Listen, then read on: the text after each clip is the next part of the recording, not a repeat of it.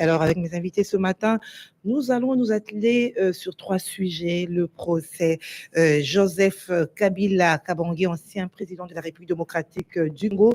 L'audience consacrée aux plaidoiries dans cette affaire de haute trahison contre Joseph Kabila reprend ce vendredi 22 août 2025 avec la poursuite des interventions de l'avocat, des ONG ainsi que de ministères publics. Vous l'avez certes appris que les avocats de la République ont demandé la réqualification de l'infraction de haute trahison en charge de l'ancien président Joseph Kabila en infraction d'espionnage, ainsi que le paiement de plus de 24 milliards de dollars américains pour les dommages et intérêts, allais-je dire. Vous avez suivi hier les témoignages des avocats sur la mort de deux figures politiques majeures du pays. Nous allons revenir sur ce procès, sur la journée d'hier dans ce procès avec nos invités. Et puis,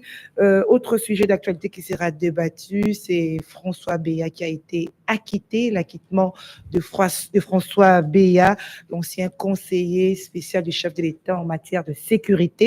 Nous allons aborder ces sujets. Puis le dernier sujet, c'est le Conseil de sécurité de l'ONU qui tient ce vendredi 22 avril 2025 à la demande des États-Unis. Le Conseil va se réunir pour examiner les atrocités perpétrées contre les civils, notamment par l'AFC M23 à l'est de la République démocratique du Congo. Est-ce que les choses sérieuses ont commencé? Que pouvons-nous attendre de cette réunion du Conseil de sécurité de l'ONU?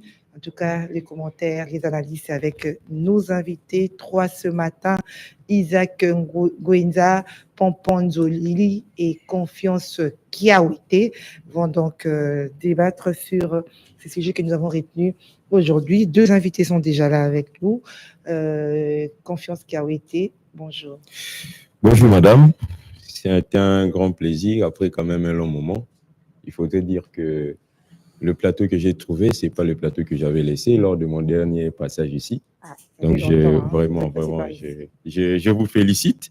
Je félicite également le gestionnaire de cette chaîne pour ses grands travaux. En tout cas, nous sommes dans de très bonnes conditions ce matin.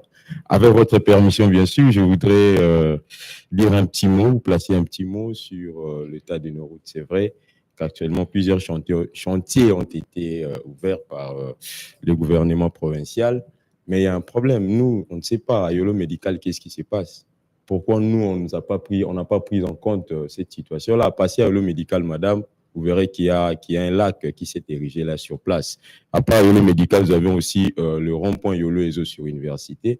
La route est impraticable, je vous assure, ça rend la circulation très difficile et par moment, le trajet qu'on peut payer ou qu'on pouvait payer à 1 000 francs, on le paye à 2 000 francs seulement parce que l'état des routes n'est pas bon, mais il y a aussi l'avenue Mombele.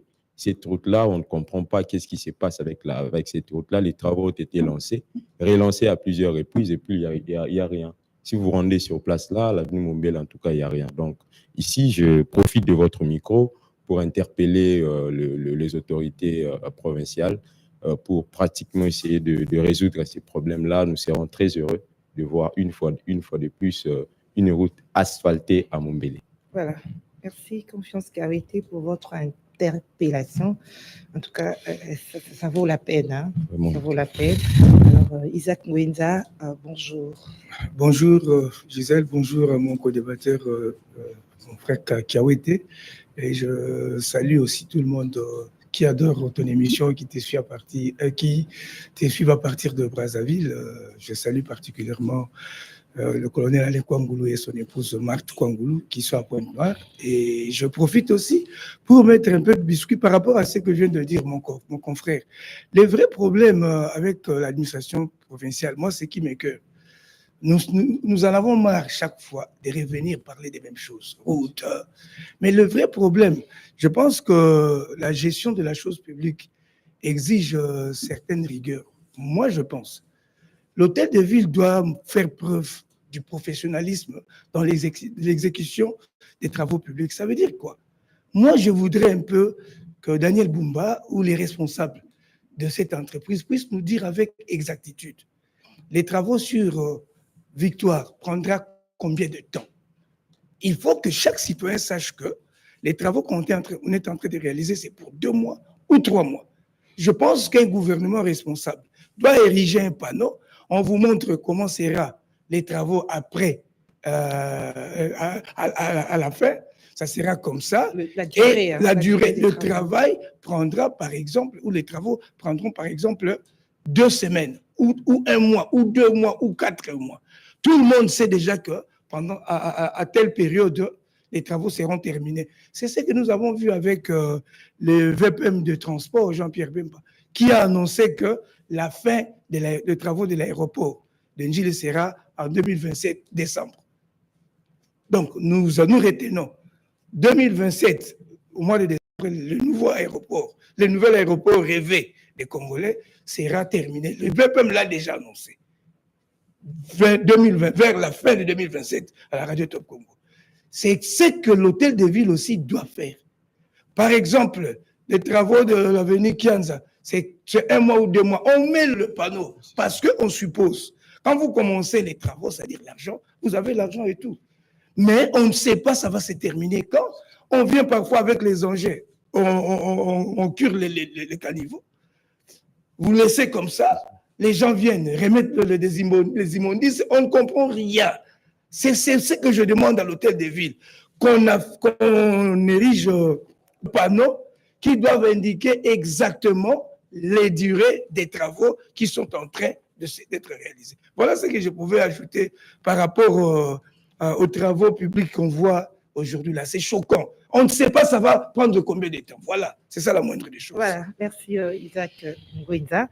Alors, venons à notre premier sujet. Nous commençons par les États-Unis, qui a demandé au Conseil de sécurité de tenir ce vendredi, donc aujourd'hui, une réunion pour examiner des atrocités perpétrées contre les civils, notamment par la M23, la FCM 23, dans la partie est de la République démocratique du Congo. On peut dire que les choses sérieuses commencent. Bon, vous savez, voilà. En fait, si je suis arrivé ce matin, c'est tout justement à cause du ferré du sujet, hein, problème de l'Est et de la Turquie. Vous savez très bien que moi, j'ai eu à faire plus de 14 ans d'enquête à l'Est pour comprendre les vrais problèmes, de 2005 jusqu'en 2018. J'ai toujours dit, la guerre à l'Est est là. Pour que ça s'arrête, ça ne demande pas beaucoup de gymnastique, beaucoup de négociations et tout là. On accusait les États-Unis, non? Les États-Unis, l'Angleterre, ce sont eux qui sont derrière Kagame, parce qu'un tout petit pays comme le Rwanda ne peut pas tenir la guerre avec la RDC s'il n'est pas soutenu par des grandes puissances. Et maintenant qu'avec l'administration Tshisekedi, le gouvernement a contacté les États-Unis. On a tous suivi l'évolution des accords qu'on a eu avec le Rwanda aux États-Unis. Mais ce qui est un peu choquant, juste après l'accord de Washington entre la RDC et le Rwanda, la déclaration du ministre des Affaires étrangères rwandais, moi par exemple, le ministre des Affaires rwandais, moi ça m'a choqué. Il a dit, tant que des FDLR sont en RDC, le gouvernement rwandais a l'obligation de protéger les Rwandais. Donc, en d'autres termes, ils vont toujours maintenir leur présence là-bas. Parce qu'à Kigali, il résume ça en disant « Fighting the enemy in a foreign land ». Fighting the enemy in a foreign land, ça veut dire combattre l'ennemi dans la terre étrangère. C'est-à-dire, au lieu d'attendre que les FDLR ou les ennemis les attaquent, eux, ils disent la meilleure défensive, c'est aller les combattre en dehors du pays. Donc, faire la guerre en RDC au lieu que ça soit au Rwanda. Alors que c'est un faux fouillant. La vérité, c'est que les FDLR n'ont jamais attaqué le Rwanda. Les vrais FDLR n'existaient plus parce que si ça existait réellement, à chaque fois qu'ils prennent le contrôle de territoire à l'Est là-bas, ils les extermineraient. Ils ont fait, à l'entrée de l'AFDL en 1996, ils ont exterminé les FDLR. Alors, quelles sont vos attentes par rapport à cette réunion du Conseil de sécurité? Moi, je crois une chose, Gisèle, je l'ai dit 1000 fois, lorsque le Rwanda et la RDC avaient signé cet accord en Washington, c'était le 29 juin, hein, Bon, je ne sais pas. J'ai oublié la date. Après cet accord, on attendait à une cessation des hostilités réelles. Mais qu'est-ce qu'on a remarqué après ça? Avant même ces accords, le Conseil de sécurité a pris des résolutions. Bintou Keïta, qui représente le secrétaire général des Nations Unies à la MONUSCO, est allée à Goma et elle a demandé à Nanga et les M23 de retirer leurs troupes de l'Est sans condition. Ils ne l'ont pas fait jusqu'à aujourd'hui. Le vrai problème, ou la question que moi je me pose, c'est qu'est-ce qu'ils vont faire si le M23 et l'AFC continuent à refuser d'obtempérer aux ordres qu'on leur donne? Qu'est-ce qu'on va leur faire? Eh bien, la réunion est là. La réunion va aboutir à quoi? Ce n'est pas la première réunion. Gisèle, tu sais, ça c'est la 40e réunion sur le Congo.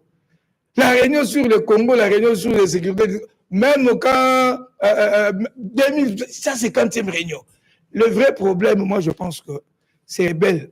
On doit le faire partir militairement. Les négociations, ça ne marchera pas. Parce que les conditions qu'ils vont exiger avant de se retirer à Goma, à Bukavu, à Bunagana, partout où ils sont, c'est inadmissible. C'est-à-dire aucun Congolais ne va accepter ça. C'est ça le vrai problème. Merci, parce qu'ils sont manipulés. Nous savons qu'ils sont manipulés. La réunion, moi j'attends, vous savez par exemple... Vous pouvez attendre des sanctions sévères, ça ne sera pas... Non, les jours où nous entendrons par exemple les mêmes Nations Unies là, décider de neutraliser les M23 par la force, comme ils ont fait en 1960 avec les rebelles de Tchombe. L'ONU, quand ils sont arrivés en 1960, ce n'était pas une mission d'observation, c'était d'interposition. Ça prend combien de temps? Moins de 3 ans, on a neutralisé tous les rebelles de Tchombe. Tchombe avait fui en Espagne. Mais pourquoi plus de 3 décennies aujourd'hui, avec la présence des missions des Nations Unies? Et puis, ce qui est encore choquant, vous entendez à la radio et à la télévision, que la MONUSCO se met à côté des FARDC pour protéger les civils. Ils ne protègent pas les civils, les casques bleus pour commencer. On tue les civils, ils sont là. On prend des territoires, ils sont là. Qu'est-ce qu'ils font? Merci Isa, confiance. Est-ce qu'aujourd'hui, à travers cette réunion, ça peut arriver à ressortir une décision qui soit plus forte que la résolution 2773 des Nations Unies? Madame. Cette résolution, elle est contraignante. Hein. Déjà, en un mot, moi, je ne fais même pas confiance à cette communauté internationale. Mon co-débatteur, mon aîné l'a dit tout à l'heure là, ce n'est pas la première réunion qui se tienne avec comme ordre du jour notre situation sécuritaire ou la situation sécuritaire à l'est de la République démocratique du Congo, notre pays. Il y a eu des sanctions. Nous avions eu, donc moi je dis, nous partons pratiquement de texte en texte. Mais sur le terrain, il n'y a rien. Mais là, il n'y avait pas encore un deal entre la RDC et les États.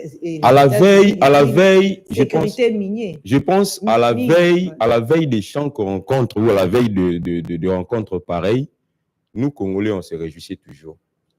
Pourquoi se réjouir en amont? Alors que je suis pessimiste. Je sais que cette réunion-là aboutira certainement par des sanctions et des sanctions qui resteront seulement, je dirais, protocolaires parce que ces sanctions-là n'auront pas d'impact sur le terrain. Ils sanctionnent. On a même sanctionné. Je me rappelle, c'était au début de l'année ici, quand on a sanctionné les autorités rwandaises. On pensait que cela va impacter sur la situation, sur la guerre à l'Est. Mais déjà en son temps, moi j'avais dit que non, je ne fais pas, vu que je ne fais pas confiance à cette communauté internationale, il n'y aura rien. Voilà là où nous sommes aujourd'hui. La réunion va se tenir. Après, il y aura des résolutions. Mais quant à l'applicabilité de ces résolutions, c'est ça qui pose problème. Il y a, je pense, la représentante des Nations Unies qui était à Goma, qui a demandé pratiquement la cessation des hostilités. Elle a demandé, mais est-ce que cela s'est fait réellement? Non. Aujourd'hui, Goma et Bukavu est occupé. Bien au contraire. Pendant que ces réunions-là se tiennent, nous sommes en difficulté et nos territoires sont en train d'être pratiquement occupés par le rebelle. Donc, cette communauté internationale-là, moi, je ne les fais pas confiance, madame. Donc, la réunion va se tenir, certainement, ils auront des résolutions, ils prendront des résolutions, on verra des résolutions. Mais quant à l'applicabilité... Les bénéfices du doute, cette fois-ci. Non, vous savez, pendant que nous sommes ici, il y a nos frères et sœurs qui sont en train de mourir. Il y a nos mamans qui sont en train d'être violées. Même nos vieilles sont en train d'être violées. Pendant que nous sommes ici. Pendant qu'eux, ils vont se réunir là-bas. Mais moi, je crains. Voilà pourquoi je dis je suis pessimiste. Parce que je sais que c'est là, sur le plan, quant à l'applicabilité, toutes les résolutions qu'ils prendront là-bas, il n'y aura rien sur le terrain. Sur le terrain, le M23 va occuper Goma, va occuper Bukavu. Ils seront toujours là. Alors que nous, on veut la cessation des hostilités. Certainement, voilà pourquoi moi je dis la solution reste d'avoir une armée solide. Nous devons faire un effort d'organiser notre armée. La paix de Congolais, notre paix à nous ne viendra pas de l'extérieur, ne viendra pas des États-Unis de l'Amérique. Parce qu'on pensait... Pas des Trump. Surtout pas ça. Parce qu'on pensait qu'en allant vers les États-Unis d'Amérique, on aura une paix qui tombera comme, je dirais, une épée dans l'eau. Où en sommes-nous aujourd'hui? Il n'y a pas la paix. Donc voilà pourquoi nous devons, moi je dis aujourd'hui, tant que nous n'avons pas une armée solide, capable de nous défendre, on n'aura pas de paix à l'Est. Merci, Confiance. Pampon Joly, merci de nous rejoindre dans ce plateau des kiosques. Vous entrez directement dans le sujet. Quelle est votre analyse? Est-ce qu'on peut dire que des choses sérieuses commencent à travers cette réunion du Conseil de sécurité qui va se tenir à la demande des États-Unis? Merci, madame. Je présente mes excuses par rapport au retard. Madame, vous savez, le monde tel que Dieu l'a conçu, il est chrysogène. Déjà, partant de la procréation, vous allez comprendre qu'avant de sortir, il y a eu plusieurs spermatogonies qui se sont bâties. Et vous êtes sortis comme vainqueurs. Si vous regardez la nature, vous allez comprendre que non, le léopard, sa survie dépend de l'antilope. L'antilope, sa survie dépend des arbres. Et des matites, hein, c'est ça. Donc, c'est ça la réalité du monde. Maintenant, quitte à vous d'imprimer ou d'implémenter la politique de prudence, la posture de prudence, c'est ça. Alors, dans les cas d'espèce, l'État, comme l'État est né des cendres de la guerre, la conférence de Westphalie, vous le savez maintenant, comment il fallait régenter les pays. Et on a doté à l'État les instruments tels que le ministère régalien. Je ne parle que de la défense d'abord aujourd'hui. La défense, son objectif, c'est pour protéger l'intégrité territoriale. C'est-à-dire, comme les nôtres, nous avons 2 345 000 km 410. C'est ça la mission d'une armée. Alors, le raconte, là, nous sommes maintenant dans les cas de diplomatie. Ça existe, oui. Mais la diplomatie, ce n'est pas que la diplomatie des couloirs. Dans la diplomatie, on a 2 méthodes. Il y a les soft power et les hard power. Mais la RDC, depuis qu'elle a été agressée de 94 à nos jours, la seule méthode utilisée par la RDC, c'est les soft. Alors que l'agresseur utilise les hard. Il vous agresse, comme a dit mon co-débatteur, il vous dit qu'on doit attaquer l'ennemi là où il se trouve pour ne pas venir nous infiltrer. Alors, le mal, c'est quoi? Depuis qu'on a connu cette guerre, de 30 ans aujourd'hui, 94, 31 ans même, les narrateurs, l'agresseur, c'est lui les narrateurs. Il commence par une demande de couleur humanitaire. Parce que chez nous, il y a eu, comment on appelle ça encore? Leur fameux génocide. Alors, on doit se protéger. On vous intime des lois, nous acceptons. Le même narrateur, il arrive après 2 ans, non, on doit poursuivre les Itéramois là-bas parce que ça dépend de notre cerveau. Nous acceptons, ils viennent avec la méthode AFDEL, on vous met un Congolais, derrière les Congolais, il y a des Rwandais. RCD, machin, aujourd'hui, M23, FC. Vous savez, lorsque vous négociez dans des rencontres internationales, les mots ont leur sens. Ce qui pose les problèmes ici au Congo, qu'on a du mal à en finir avec cette guerre, parce qu'on sait quoi dire. Tantôt on dit, il faut condamner le Rwanda, Kagame c'est machin. Alors si c'est Kagame qui vous infiltre, alors c'est une agression. Et l'agression trouve sa réponse dans la Charte des Nations Unies, son article 7. Vous êtes agressé? Oui. Regardez que prévoit l'article 7 des Chartes des Nations Unies, ou le chapitre 7. Et le chapitre 7 est éclaté pour vous dire l'article 31, 41, je pense. Il a tout défini. Parce que l'agression, c'est lorsque une armée d'un autre pays vient vers vous. Mais regardez dans les documents administratifs de notre pays. Tantôt on dit on est agressé, tantôt on dit il y a une rébellion. Alors s'il y a une rébellion, traitez ça à l'amiable entre vous. Et vous croyez que les autorités ne prennent pas connaissance de ces documents? Ah non, c'est pour cela un président français a dit a défini la guerre de cette manière. La guerre, c'est les combats entre deux personnes qui ne se connaissent pas au profit de deux personnes qui se connaissent. Alors, moi, je soutiens les présidents. Parce que, madame, moi, j'ai commencé ma lutte, j'étais encore trop jeune, vers le début dans la société civile. Et la société civile congolaise, plus orientée vers la partie Est. Je connais les affres de cette partie-là. Et je disais tout le temps, le jour où on aura un président qui viendra finir la guerre de l'Est, même si je ne mange pas, je les soutiendrai. Et c'est pour cela, le dimanche de l'année passée, je suis allé aux urnes pour voter le président de la République. Mais là, je commence à me poser des questions. Comment est-ce qu'on peut implanter un consulat à Goma dans la partie où il y a des agresseurs? Alors que vous connaissez bien le rôle d'un consulat. C'est pour protéger la population. Quelle population la Kenya va protéger à Goma? C'est pour livrer les documents, les passeports. Quel passeport la Kenya va donner à Goma? C'est pour donner les documents administratifs que nous prenons au niveau de la commune, état civil. Alors que notre infiltration est passée par l'état civil. La première des choses que les Rwandais ont fait, comme ils réclament la nationalité congolaise, ils ont fait leur intelligence pour que nous ne puissions pas avoir des cartes d'identité. Donc, à d'autres termes, nous sommes comme des apatridis. Vous voyez tout ce qui se passe là. On n'a pas d'identité. Et les narrateurs vous disent encore, on doit gérer cette partie pendant 8 ans. Et vous, les Kenyans, vous venez avec un consulat pour protéger une population, aller octroyer des documents.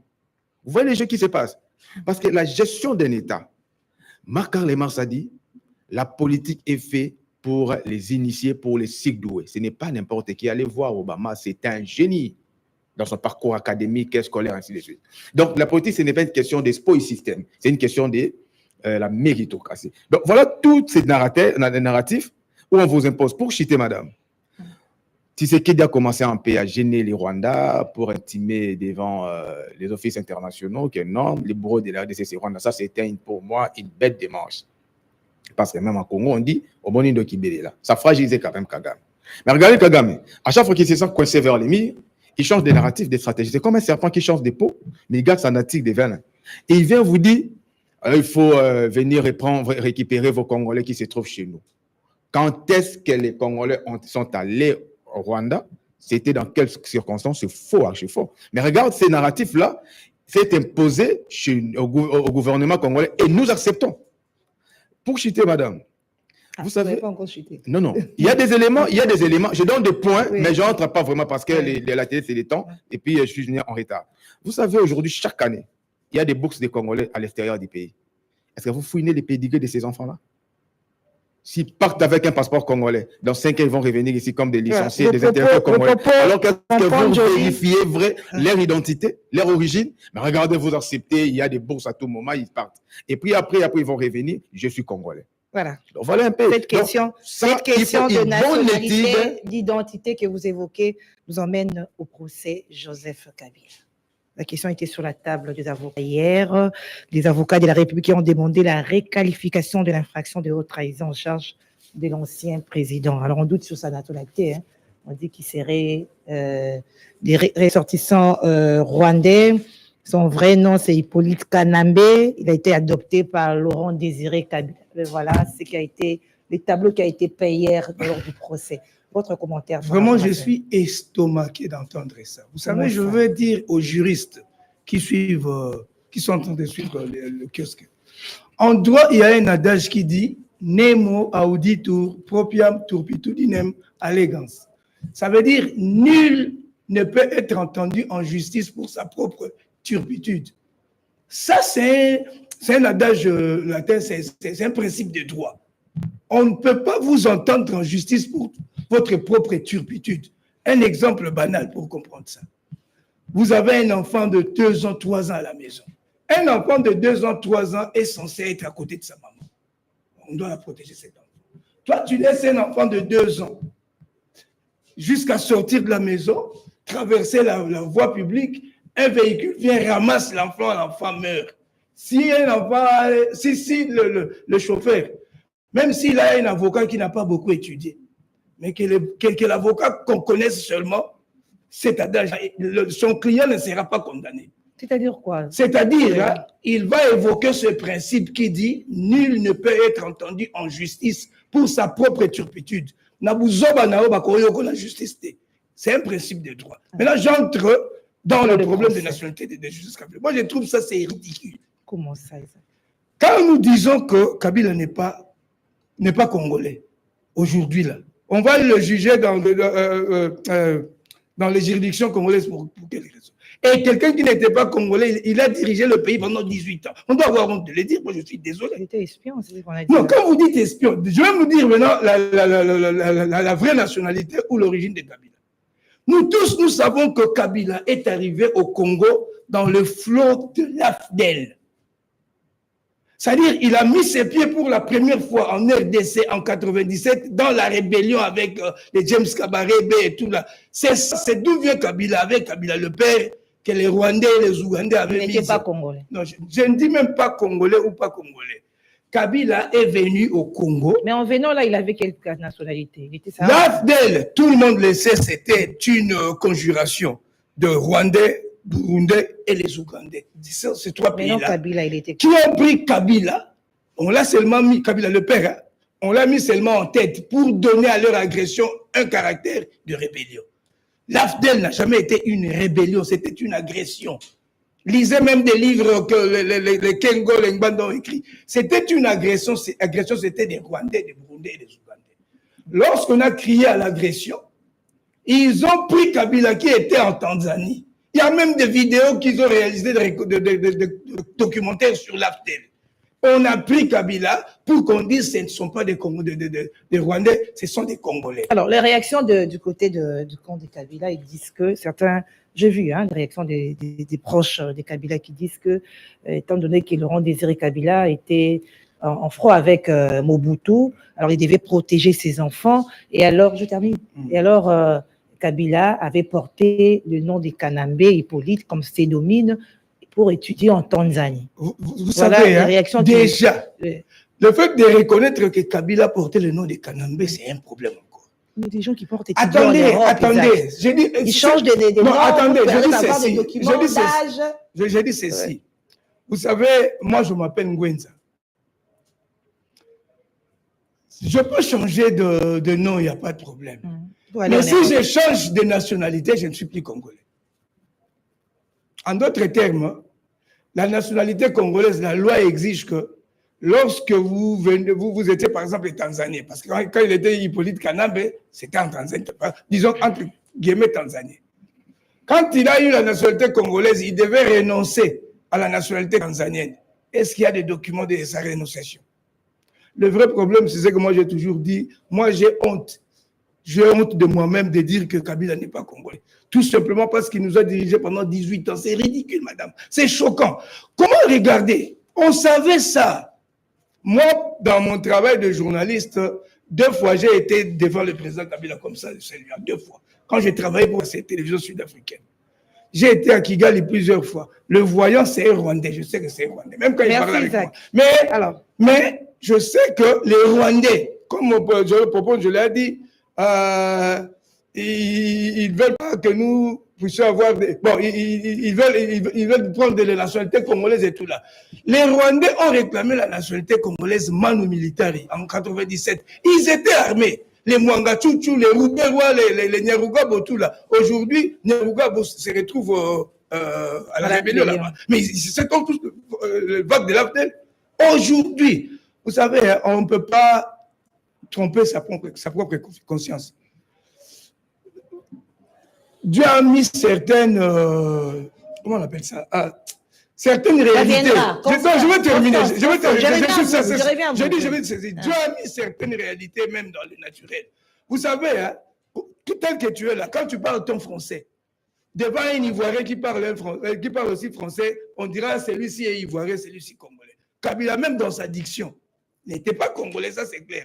Mais comme ils étaient armés avec l'AFDEL et tout là, personne ne pouvait dire. La vérité, c'est que les Rwandais ont pris la nationalité congolaise, mais armée, par la force. Et chez eux là-bas, leur constitution dit la nationalité rwandaise d'origine. C'est le problème de diction. Moi, je connais des gens qui ont grandi, par exemple, à Kananga. Il est Mungala, mais tellement né, grandi là-bas, il a l'accent Chiluba. Il n'y a pas de problème. Mais le nom aussi que vous avez. Merci, ouais. Confiance. Votre argument, votre analyse.